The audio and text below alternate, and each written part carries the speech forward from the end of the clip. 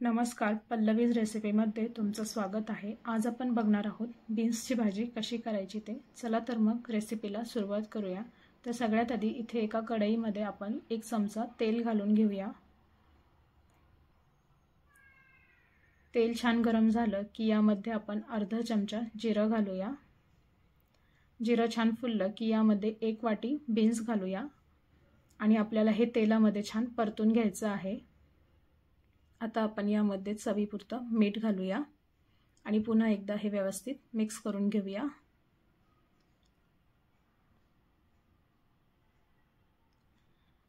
आता आपण यावरती झाकण ठेवूया आणि झाकण ठेवून साधारण 4 ते 5 मिनिटं आपल्याला हे छान शिजवून घ्यायचं आहे। आता झाकण काढून बघूया तर बीन्स आपले शिजलेले आहेत। साधारण 50% बीन्स आपण शिजवून घेतलेले आहेत। आता आपण गॅस बंद करूया आणि हे बाजूला ठेवूया। आता आपण वाटण बनवून घेऊया। त्यासाठी 2 मीडियम साइजचे कांदे अशा पद्धतीने उभे चिरून घेतले आहे। त्यानंतर 1 छोटा टोमॅटो आणि थोडीशी कोथिंबीर घालून याची आपण पेस्ट करून घेऊया। तर इथं आपलं वाटण तयार आहे। आता एका कढईमध्ये साधारण 2 चमचे तेल घालूया।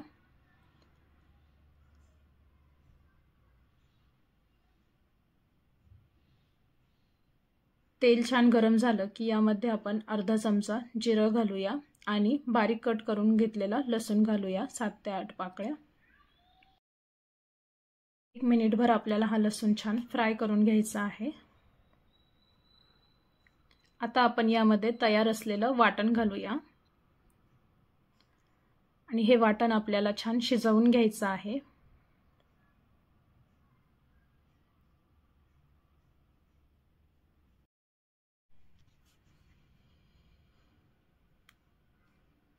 इथे वाटण छान कोरडं झालेलं आहे। बाजूने तेल सुटायला सुरुवात झालेली आहे।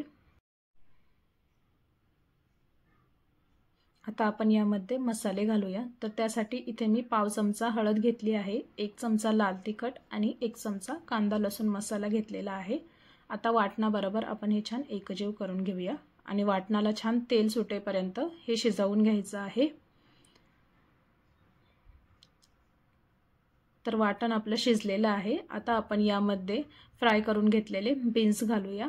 त्यानंतर चवीनुसार मीठ घालूया आणि हे वाटणासोबत एकजीव करून घेऊया।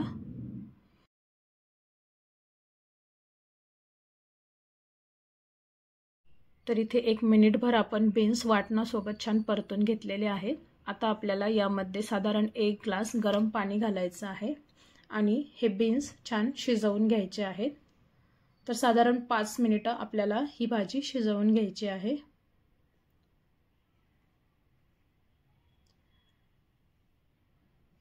आता आपण यामध्ये थोडीशी कोथिंबीर घालूया आणि ही भाजी शिजवून घेऊया।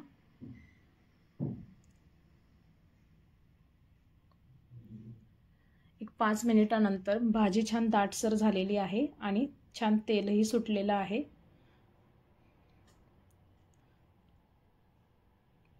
तर इथे आपली बीन्सची भाजी बनवून तयार आहे। नक्की ट्राय करून बघा।